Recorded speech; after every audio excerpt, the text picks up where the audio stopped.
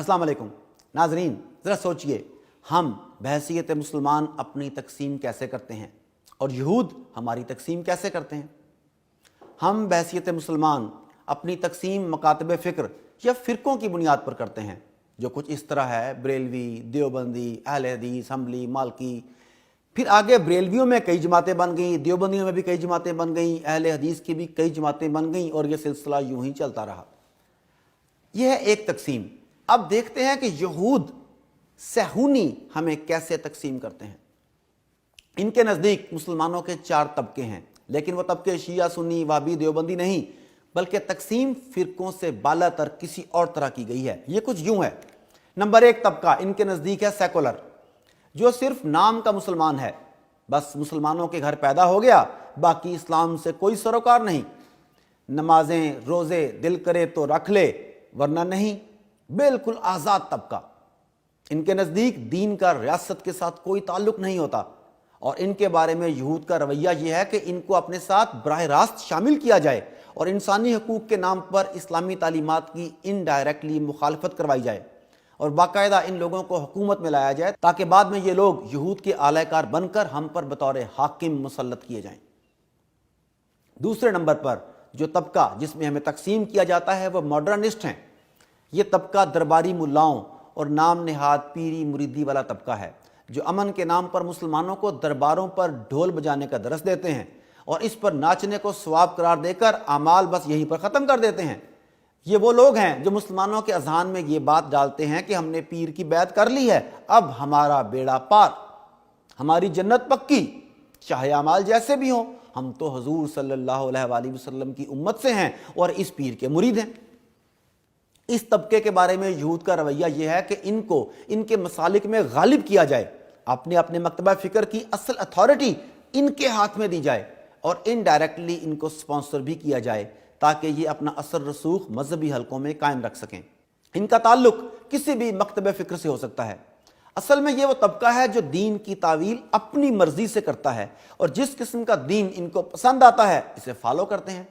अपने असलाफ के तरीके को छोड़कर अपने रसूम व रिवाज को, खुद साख्ता रसूम व रिवाज को दीन का हिस्सा बना लेते हैं।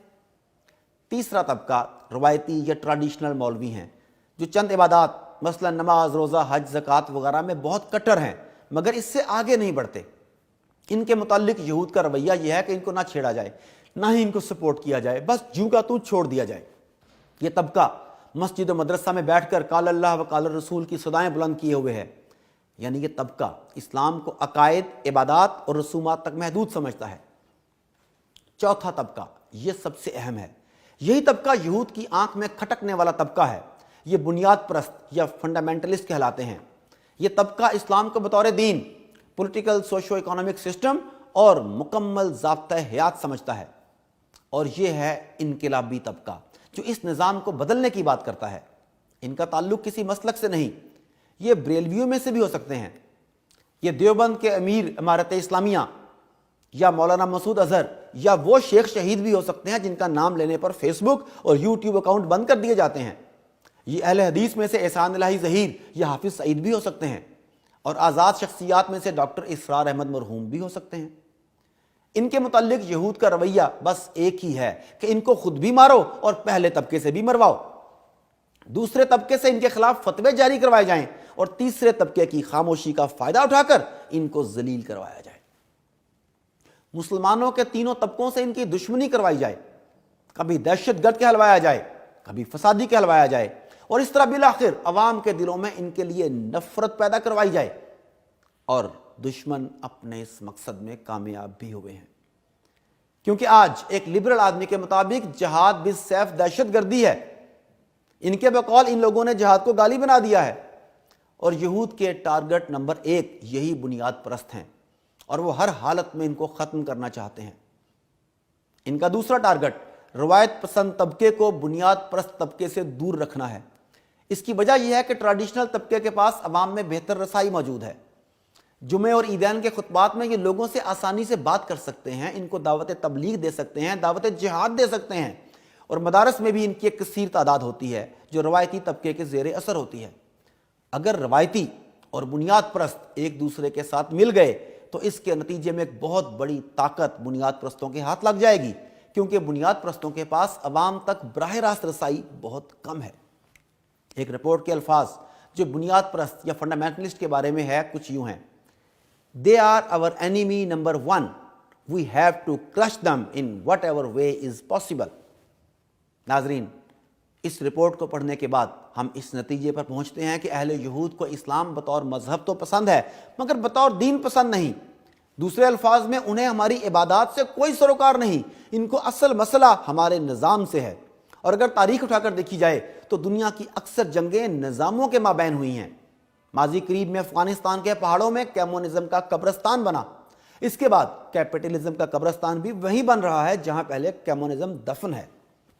ناظرین، یہ رپورٹ جس کا میں ذکر کر رہا ہوں، یہ رپورٹ رینڈ کارپوریشن نے مارچ 2004 میں پبلش کی تھی، جس کے مطابق ابھی بیان کیے گئے 4 طبقات میں مسلمانوں کی تقسیم کی گئی تھی۔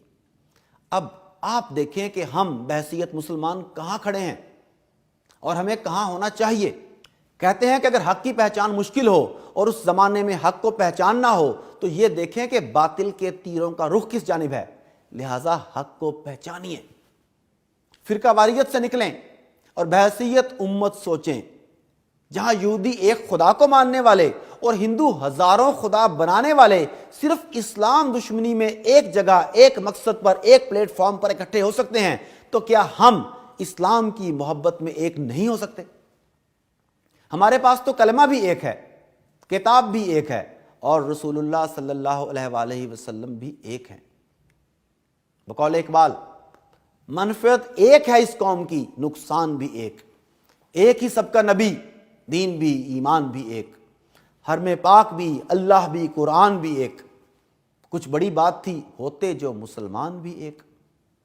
فرقہ بندی ہے کہیں اور کہیں ذاتیں ہیں، کیا زمانے میں پنپنے کی یہی باتیں ہیں؟